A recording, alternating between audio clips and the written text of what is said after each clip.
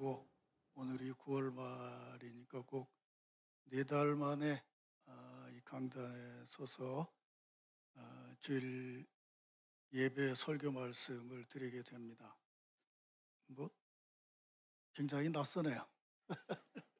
강단도 낯설고 낯선데 9월 말에 은퇴하고 뭐 은퇴할 때 말씀드린 대로 제가 정한 신앙인의 패턴대로 그렇게 살아왔습니다. 지난 5월 말에 원로 추대를 하고 저 지난 주간에 임플란트 수술을 하는 것까지 올해 제가 계획했던 일을 다 마무리를 했습니다.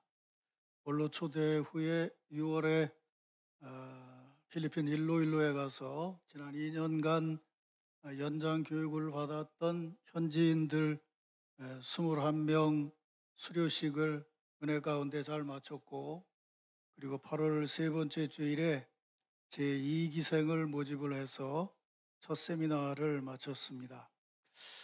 한 30명 정도 예상을 하고 시작을 했고, 또 우리가 첫 세미나를 할 때는 그 정도였는데, 그 첫 세미나에 모였던 사역자들 중에 돌아가서 자기 지역에 있는 사역자들이 꼭 이런 정상적인 신학 교육을 받아야 되겠다, 그렇게 전도 아닌 전도를 해서 갑자기 30명이 60명으로 늘어나게 됐어요. 그래서 30명분 교재를 해가지고 갔는데, 나머지 30명분 교재는 어쩔 수가 없어서 여기서 보내려면 한 달이 걸리니까, 그래서 필리핀에서 인쇄를 해서, 지난번 여행해 보셨던 분은 아시겠지만 일로일로 지역에서 30명, 그 다음에 에스탄시아 섬 지역에서 30명, 이렇게 두 곳으로 나누어서 교육을 진행을 하는데, 감사한 것은 우리하고 협력하고 있는 박사학위를 받은 3명의 목회자가 돌아가면서 그 지역을 하루씩 방문하면서 매주 월요일 날 이제 강의를 해주는 것으로 그렇게 진행을 지금 하고 있습니다. 이제 뭐 계획은 안 했는데 저한테 남은 일은, 그동안 뭐 몸도 아프고 또 그래서 부산신학교 강의를 쉬고 있었는데, 이제 목사님 뭐 목회 안 하시니까 강의를 해달라고 그래서 종교계획사 강의를 맡아서 연구도 할 겸 해서 한 2달 칼빈과 루터에 대한 책을 한 100권쯤 모아서 한 10대여 권 읽은 것 같아요. 그래서 종교개혁에 대한 거를 이번에 좀 정리를 해야 되겠다, 그렇게 생각하고 아침에 일어나서 책 읽고 조금 졸다 또 읽고 조금 졸다 또 읽고 밥 먹고 또 읽고 뭐 그러고 살아가고 있습니다. 그래서 운동 안 한다고 뭐 집사람한테 혼나고 있는데 배 안 나오게 하려고 집사람 앞에서 배를 이렇게 놓고 있습니다. 이 시간에는 이제 오늘 교회력으로 주신 말씀인 디모데전서 6장에서 말씀을 봉독을 했고, 아시는 대로 다음 주일이 원래 설립주일인데 추석 명절을 앞두고 있어서 오늘 앞당겨서 이제 설립 기념 예배를 드려서 10월달 설립의 달을 맞으며 라는 제목으로 설교 말씀을 드리려고 합니다. 자, 오늘 읽은 성경 본문을 보면 11절 초반에 이런 부름이 나옵니다. 오직 너 하나님의 사람아. 여러분이 잘 아시는 대로 사도 바울이 자기 아들같이 사랑하는 제자 디모데에게 편지를 하면서 그 편지의 마지막 절정에 이른 부분에서 다시 디모데를 부르는데, 그를 하나님의 사람이라고, 그것도 너 오직 하나님의 사람아 라고 부르고 있습니다. 디모데서를 읽어보면 아시겠지만은 이 부름, 이 호칭 안에 사도 바울과 디모데 사이에 모든 것이 다 담겨져 있습니다. 사도 바울 자신의 체험, 또 사역에 근거한 신앙적인 확신, 자신의 뒤를 잇는 아들 같은 디모데를 향한 사랑과 연민, 또 젊은 목회자인 디모데에게 주는 신앙적인 교훈과 권면의 근본이 이 안에 생생하게 담겨져 있습니다. 신학적으로 목회적으로 신앙적으로 보았을 때에 너 하나님의 사람아 라고 하는 이 호칭보다 더 분명하고 더 생생하게 신앙인됨, 목회자됨, 사역자됨을 선언하는 호칭은 없을 것입니다. 설교 말씀을 더 드리기 전에 이 말씀에 근거해서 여러분을 축복합니다. 오늘 9월 마지막 주일 이 아침 교회 설립 기념 예배 자리에서 이 시간에 역사하시는 성령의 감동으로 여러분 한 분 한 분을 부르시는 그 생생한 음성, 너는 하나님의 사람이다 라고 부르시는 주의 음성을 들으시기를 주의 이름으로 축원합니다. 교회 설립의 달을 시작하면서 무엇보다도 주께서 나를 하나님의 사람이라고 부르신다는 이 영적인 확신을 가지고 가을 사역에 임하시기를 바랍니다. 이런 축복이 설립의 달을 맞아 이제 가을 사역을 시작하는 우리 남천 공동체에 속한 성도들 모두에게 함께 하기를 다시 한번 주의 이름으로 축원합니다.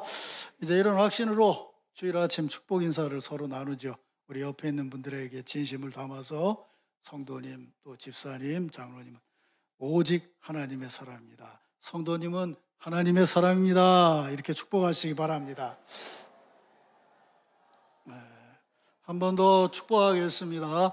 우리 하나님의 사람으로 일합시다. 이렇게. 설교 다 했습니다. 이제. 이런 축복과 확신을 담고 이제 오늘 본문 사도 바울이 디모데에게 주시니 마지막 권면의 말씀을 보면서 가을 사역을 시작하는 우리들에게 주시는 하나님의 소중한 음성을 듣도록 하겠습니다.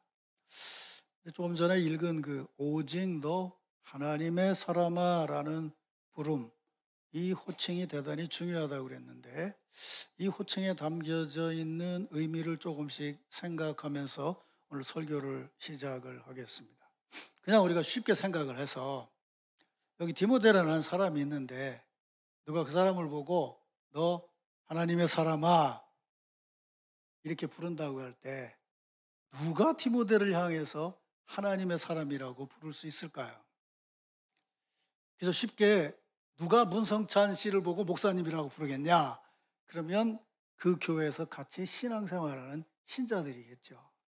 그러니까 쉽게 디모데가 목회하는 교회 신자들이 디모데를 보고 하나님의 사람아라고 불렀을 것이고 그 부르는 거를 옆에서 본 교회 안 다니는 옆집 아저씨도 디모데를 보고 하나님의 사람이다 이렇게 부를 수도 있었을 겁니다. 그렇다면 정말 누가 디모데를 하나님의 사람이라고 오직 하나님의 사람이라고 부를 수 있겠는가? 그러니까 그 부름에 담겨져 있는 신학적이고 목회적이고 신앙적인 의미를 다 담아서 디모데를 향해서 당신은 하나님의 사람입니다 라고 부를 수 있는 사람은 누구이겠는가? 적어도 이 구절이 담겨져 있는 이 성경의 근거에서 보면 그렇게 부를 수 있는 사람은 적어도 하나님이 어떤 분이시고 하나님의 사람이 어떤 사람인지를 스스로 체험하고 알고 있는 사람일 거예요. 그래야 그 의미를 분명히 분별하며 그렇게 부를 수 있겠죠. 그렇게 보면 어느 누구보다도 신앙의 체험이 분명하고 또 디모데와 더불어서 하나님의 사람으로 살아가는 것이 무언지 그 호칭에 담겨져 있는 의미를 분명히 분별하고 그 자신도 그런 체험과 교제를 하고 살아가고 있는 사도 바울만이 디모데를 향해서 분명히 그렇게 부를 수 있었을 것이에요. 실제로 디모데서를 1장 1절부터 쭉 읽어보면 사도 바울은 지금 말씀드린 그런 의미의 신앙이라고 하는 것을 스스로 소개하고 있습니다. 디모데전서가 시작되는 1장 1절을 보면 이렇게 말합니다. 우리 구주 하나님과 우리 소망이신 그리스도 예수의 명령을 따라 그리스도 예수의 사도된 바울이라고 자신의 하나님 사람됨을 고백하고 있습니다. 조금 내려가서 1장 12절에 보면 나를 능하게 하신 그리스도 예수 우리 주께 내가 감사함은 나를 충성되이 여겨 내게 직분을 맡기심이라고 말하고 있어요. 또 조금 더 내려가서 16절에 보면 이렇게 말합니다. 내가 긍휼을 입은 까닭은 후에 주를 믿어 영생을 얻는 자들에게 본이 되게 하려 하심이라.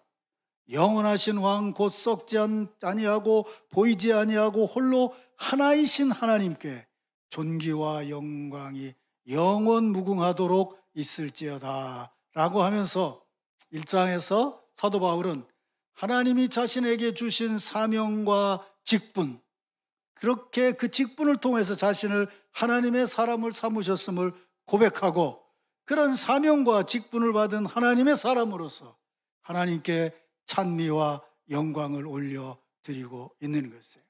그러니까 사도 바울은 지금 디모데에게 편지를 하면서 그를 하나님의 사람이라고 부를 때에 사도 바울 자신이 그와 같은 하나님의 사람으로 사역하고 있다는 것을 분명히 마음에 담고 그 편지의 절정에서 디모데가 자기와 같은 하나님의 사람으로 사역한다는 것을 분명히 믿으면서 그 편지의 절정에서 너는 하나님의 사람이다.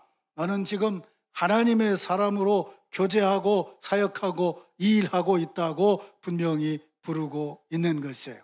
지금 자신의 아들이자 제자인 디모데가 자신과 같이 그런 하나님의 사람이라고 하는 것을 분명히 분별하고 그 믿음의 근거에서 자신의 자리에서 디모데를 하나님의 사람이라고 부르고 있는 것이죠.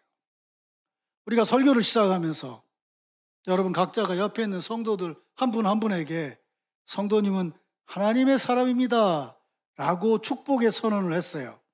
그 축복의 인사가 이런 신앙적인 의미를 담고 있는, 그러니까 내가 하나님의 사람이기 때문에 내 옆에 앉아 계신 성도인 당신이 하나님의 사람이라고 하는 것을 분명히 믿는 믿음에서 드린 축복의 인사가 되기를 주의 이름으로 축원합니다. 오늘 이 자리에서 여러분 한 분 한 분이 이 예배의 자리에서 생생하게 하나님의 사람으로 살고 있기를 주의 이름으로 축원합니다. 그런 은혜로 여러분들의 다른 성도들을 하나님의 사람으로 호칭했기에 그분들에게도 그런 은혜와 축복이 넘쳐서 우리 남천 교회 공동체 전체가 하나님 사람의 공동체로 더 아름답고 더 행복하게 성숙해 나아가기를 주의 이름으로 축원합니다. 이렇게 이제 그 하나님의 사람에 대한 기본 부름에 대한 얘기를 시작으로 해서 사도 바울이 디모데를 하나님의 사람이라고 부른 그 부름에 담겨져 있는 신학적인 의미들을 조금 깊이 생각해 보려고 합니다.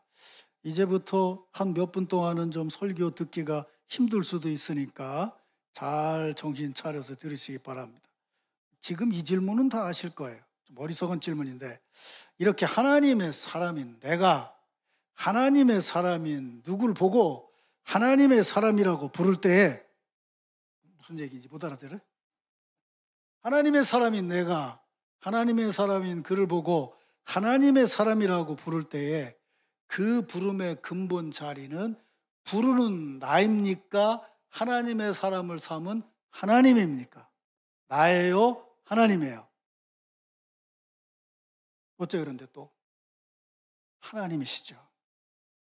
하나님만이 하나님의 사람의 의미를 주고 규정해 줄 수 있으니까요. 믿습니까, 여러분? 어거스틴의 참여록을 읽어보면 처음부터 마지막까지 얘기가 뭐냐면요. 사람은 자기가 안다고 하는 것보다 더 깊은 존재다. 내가 아는 것보다 더 깊은 존재인 사람을 누가 알 수 있느냐? 오직 하나님만이 아신다. 그래서 어거스틴의 참회록은 자신의 자서전이자 하나님 앞에 올려드리는 기도예요. 자, 하나님의 사람은 하나님이 아신다. 이걸 머리에 두고 우리가 그 다음에 이어지는 말씀을 보자고요. 13절에 하나님의 사람이라고 부른 다음에 이런 말씀이 나와요. 만물을 살게 하신 하나님 앞과 본디오 빌라도를 향하여 선한 증언을 하신 그리스도 예수 앞에서 내가 너를 명하노니. 이 구절 안에 하나님의 사람을 분별하는 근본이 되는 하나님 신앙이 담겨져 있어요. 자, 이 구절을 풀어보면 이런 얘기가 되겠죠. 내가 지금 너한테 명령한다. 그런데 나는 그리스도 예수 앞에서 너에게 명령을 한다. 그런데 그 그리스도 예수는 누구신가 하면 만물을 살게 하신 하나님 앞과 본디오 빌라도를 향하여 선한 증언을 하신 분이다. 내가 바로 그분 그리스도 예수 앞에서 지금 너에게 명하고 있다라고 말하고 있어요. 그게 아까 조금 전에 읽은 구절의 풀이죠. 사도 바울은 디모데에게 권면하면서 그리스도 예수 앞에서 내가 너를 명한다라고 이렇게 말해요. 그러면 그리스도 예수 앞에서 뭘 명한다 할 때 신앙생활을 한 사람이면 예수 그리스도와 더불어 그 명령하는 자리를 생각할 때 여러 가지 의미들을 생각할 수 있겠죠. 근데 이 본문의 한정에서 보면 사도 바울은 자신이 권면하는 그 앞에 선 예수 그리스도에게 두 가지 신앙적인 의미를 부여해요. 뭐라고 얘기하냐?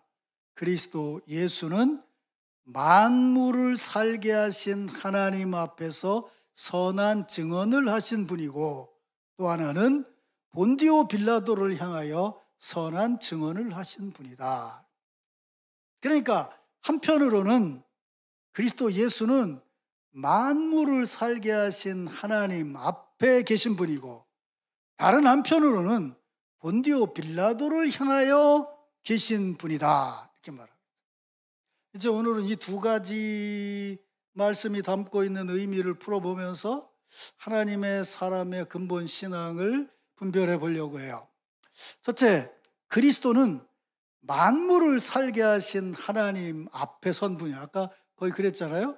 그리스도는 만물을 살게 하신 하나님 앞과, 거기서 선한 증언을 한다고 했으니까 하나님 앞에 계신 분이에요. 자, 그럼 아이들 같이 상상을 해보자고요. 하나님이 계시고 예수님이 계신데 그 앞에 섰다면 예수님이 뒤돌아보고 있을까? 앞을 보고 있을까? 서로 보고 있는 거겠죠. 그죠? 근데 이제 이렇게 말하면 여러분들은 나한테 속아서 따라오고 있는 거야. 뭘 속았냐 하면 하나님은 영어로 말하면 thing, 사물이 아니셔요. 영이셔요. 그러니까 하나님과 예수님이 마주보고 있다는 얘기는 나하고 최 장로님하고 마주보고 있다는 얘기하고는 차원이 다른 거예요. 이 문제가 굉장히 심각해요.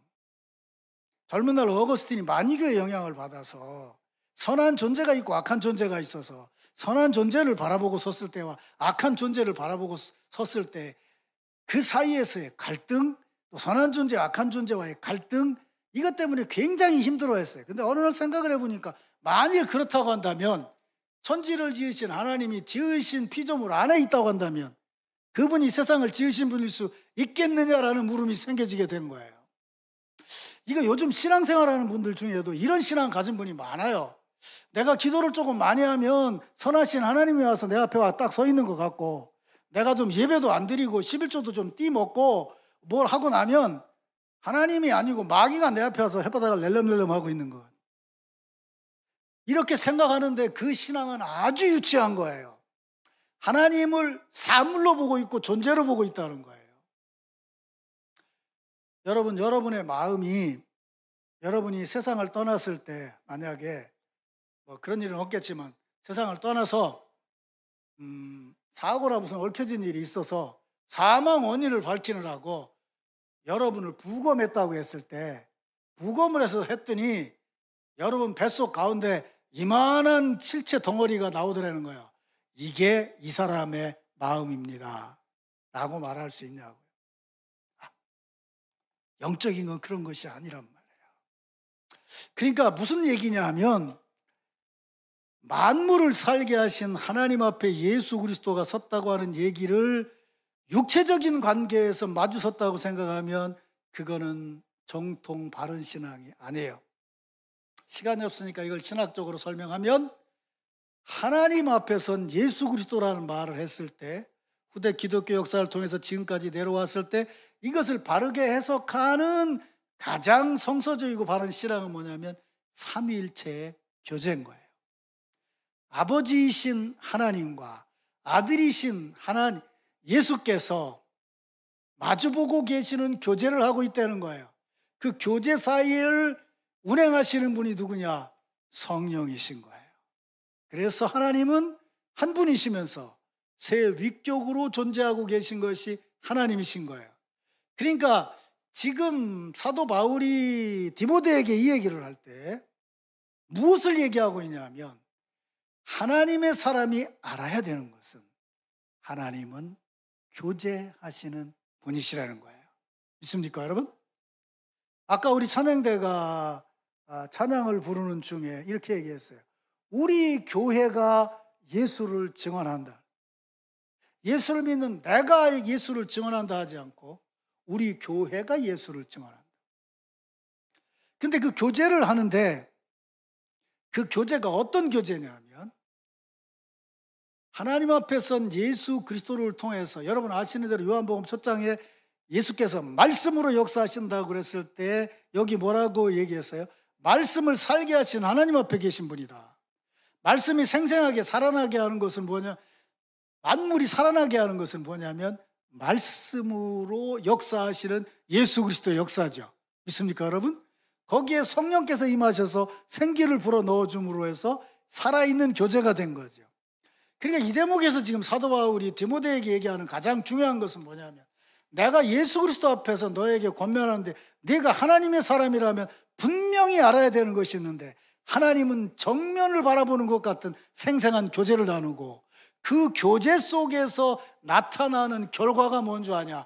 그것은 생생하게 살아있는 신앙이다 라고 말합니다.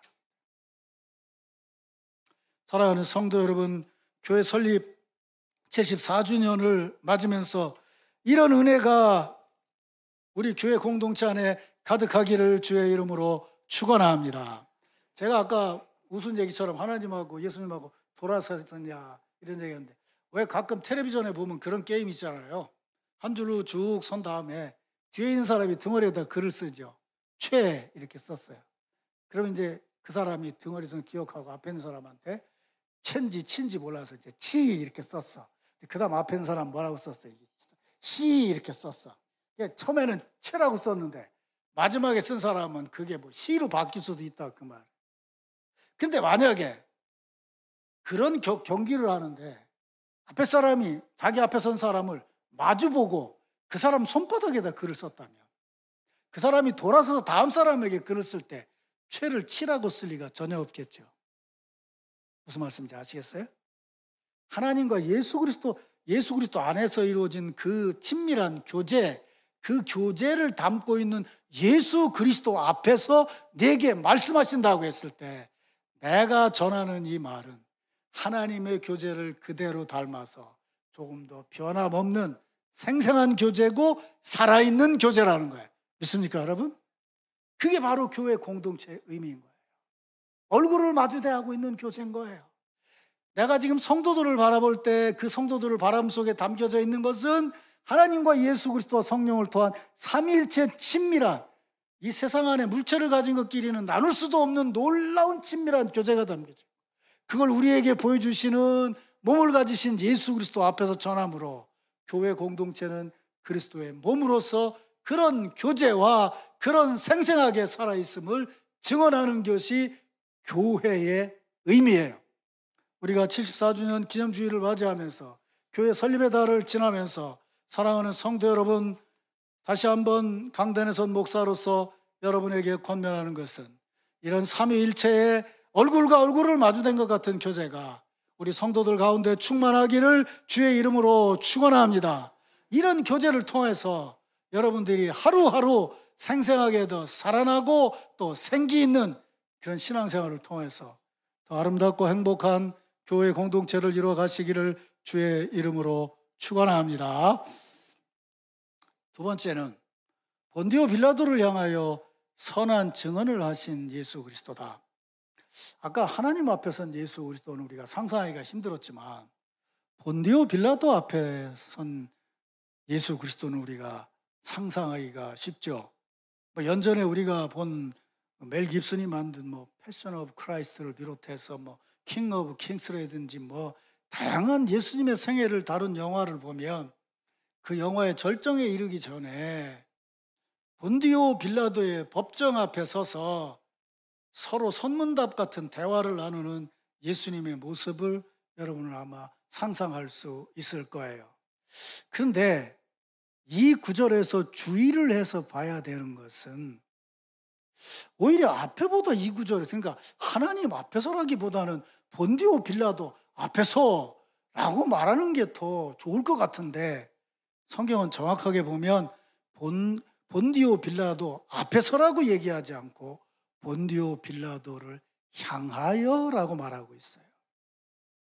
앞에서라든지 아니면 본디오 빌라도를 대해서, 우리가 말한 대로 빌라도하고 예수님하고는 같은 성향이 아니니까 대해서, 영어로 말하면 against에서 본디오 빌라도에 대해서 하나님 말씀을 증언했다든지, 본디오 빌라도 앞에서 당당하게 하나님의 말씀을, 복음을 전했다든지, 뭐 이렇게 썼으면 더 의미 있을 것 같은데 본디오 빌라도를 향하여 라고 기록하고 있다는 거예요.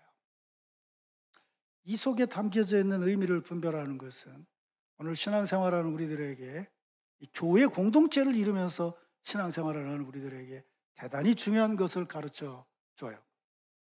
우리가 오늘도 신앙 고백을 했습니다만 사도신경에 예수 그리스도는 유대인 제사장들에게 고난을 받아야 해요, 본디오 빌라도에게 고난을 받아야 해요. 원래 또 이 양반들 왜 이런데? 또 그것도 처음부터 외워봐야 돼? 전능가사부터 또 시작해야 돼? 거기까지 가야 알아? 본디오 빌라도에게 고난을 받아 그랬어요. 사실 이 대목에서 본디오 빌라도는 좀 억울하죠. 왜 억울하냐? 유대인의 고소대로 예수님을 처형하려고 데려다가 예수님하고 대화를 해보니까 자기가 가지고 있는 정치적인 총독 입장에서 봤을 때 예수는 자기 생각할 때 이게 반역을 일으킬 위인이 못 돼요. 이 무슨 왕이 될 수 있고, 이 무슨 로마 제국에 대해서 어떤 정치적인 독립운동이나 뭐 전쟁을 일으킬 만한 위인이 되지 못해요. 나사렛에서 목수였던 뭐 30대 뭐 입고 다니는, 요즘으로 한다면 히피같이 입고 돌아다니는 이 친구가 무슨 대단한 일을 저지를 수 있겠어요. 그래서 여러분이 잘 아시는 대로 성경대로 보면 본디오 빌라도는 그 자리에서 손을 씻었죠. 손을 씻었다는 얘기가 뭐예요? 이 사람 죽음에 대해서 내가 책임 없다는 거예요. 내가 보니 아무리 봐도 이는 왕이 아니다. 근데 니들이 왕이라고 자꾸 얘기하니까 니들이 왕이든 뭐든 데리고 가서 니들 마음대로 해라. 그래서 본디오 빌라도는 손을 씻고 그 책임을 유대인에게 돌렸어요. 멜 깁슨은 캐토릭 신자라서 그 부분을 굉장히 강조해서 영화를 만들었어요. 예수님의 죽음은 제사장 때문이라는 것을 강조해서 만들었는데, 이게 멜 깁슨만이 아니고 예수님 돌아가신 이후로 형성된 영향 때문에 그게, 그 생각이 성장해서 결국은 반유대적인 정서가 생겼고, 독일인들이 유대인을 그렇게 죽이는 데에 신학적으로 감춰졌지만 드러나는 것이 뭐냐면 너희는 예수를 죽인 사람이라는 거예요. 그것 때문에 유대인 핍박이 그렇게 강하게 나타났어요. 자, 그러면 이런 상황에서 본디오 빌라도에게 고난을 받고 죽었다라고 얘기를 하며 성경에서 본디오 빌라도를 향하여 예수님께서 말씀하셨다고 한다면, 정확하게 얘기를 해보면 예수님이 죽음의 직접적인 원인이 아닌데도 그를 향해서 말씀하셨다는 거예요. 도대체 여기 담겨져 있는 의미가 뭐냐는 거죠. 본디오 빌라도가 뭐 정의감이 있고 예수에 대한 멜 깁슨이 만든 거 보면 와이프가 기독교인이라서 막 옆에서 뭐라고 해서 마누라 못 이기니까 이렇게 해줬다 뭐 이렇게 나오는데, 그런 거 아니거든요. 왜냐하면 이 유대 총독 자리는 좌천 자리였어요. 와보니까 개떼같이 달려드는 유대인들하고 살기도 불편하고 그런 거예요. 로마는 원래 상수도하고 하수도 시설이 굉장히 잘 돼 있었는데 불편해요. 상수도 시설을 하려니까 뭐가 필요하냐면 돈이 필요해요. 근데 자기가 보니까 쓸데없는데 금이 많이 들어있어, 성전에. 그 집안에다가 그 팔아서 공사를 한 거예요. 유대인들이 가만히 있겠냐고요. 난리가 났죠. 거기 말하는데 참여했던 사람 다 죽여버린 거예요. 제발 변방을 조용하게 하라고 총독을 보냈는데 난리가 났으니 유대의 왕들은 로마하고 가깝거든요. 이 얘기가 전달이 되면 빌라도는 글쎄요, 그걸 알고 유대인들이 빌라도에게 딜을 하러 들어간 거예요. 네가 예수를 처리해 주면 네가 저지른 일 우리가 모른 척 해주마 라고 했다는 거예요. 유대인들에게 약점이 잡혀 있었어요. 그걸 무마하기 위해서는 예수에 대한 유대인들의 요청을 거부할 수가 없었어요. 그걸 빠져나가야 되는데 정치인이기 때문에 교묘하게 속으로는 그런 일이 있었지만 겉으로는 나는 이 사람에게 관심이 없다. 니들이 알아서 해라. 그리고 넘어갔다는 거예요. 이걸 이 기준으로 말하면 무슨 얘기인지 아세요? 빌라도가 만약 우리가 말하는 바른 신앙을 가지고 있었다면 그 상황에서 예수를 향하여 바른 증언을 했어야 됐어요.